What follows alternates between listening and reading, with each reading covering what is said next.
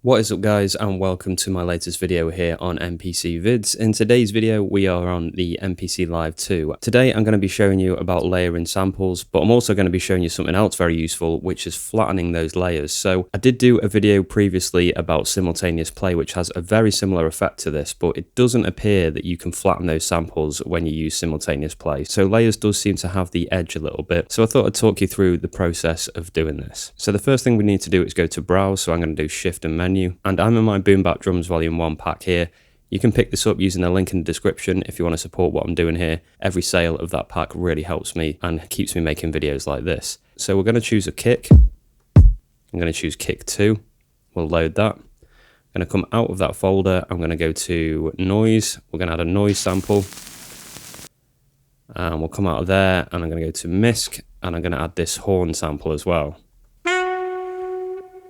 Okay, so they're all loaded. So next, let's go to sample assign. I'm going to put the kick on A1. I'm going to put the noise on A5, and I'm going to put the horn on A9. So there we go. We've got all those on the pads now. So we'll go out to the main menu. Okay, that's great. The first thing I want to do is trim that noise sample down because it's too long. So we'll select that, and now we'll go to sample edit, shift and mute. And I'm going to just make this a lot shorter. That sounds good. So we'll do process and discard. We'll do that. And then if we go back to main,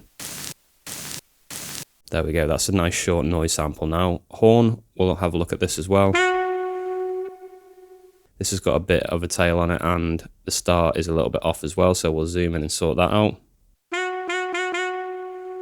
Okay, those points are sorted, so we'll process that as well.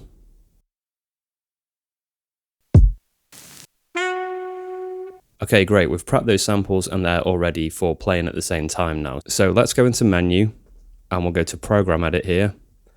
And you can see here underneath the samples, I'm in the sample screen. You can see layer 1, 2, 3, and 4. So if we cycle across in samples, we can see here that we have the option to layer different samples. Now, the first thing that you need to do is make sure that you've got the right sample selected. So I've actually selected the horn here. So I need to go back to main, select the kick, and go back into menu and program edit. Right, now we've got the pad with the kick on. This is better. This is what I want. So we've got the kick as the first layer. We'll add the noise, and we'll add the horn as well. So now when we hit this pad, we're hearing all three of those things at the same time. That's exactly what we want. Now, there's different parameters here. You can go ahead and change these if you wanted to. We can play around with the level. We can change the pan. We can do all sorts of things to each individual layer there. So I'm just going to go ahead and slightly reduce the volume of the noise sample and a little bit on the horn as well. We'll bring that down a little bit.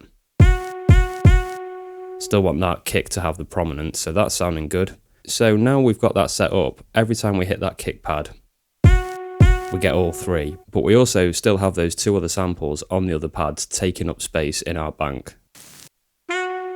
So if we press A1, we get all three. If we press A5, we get the noise, and if we press A9, we get the horn.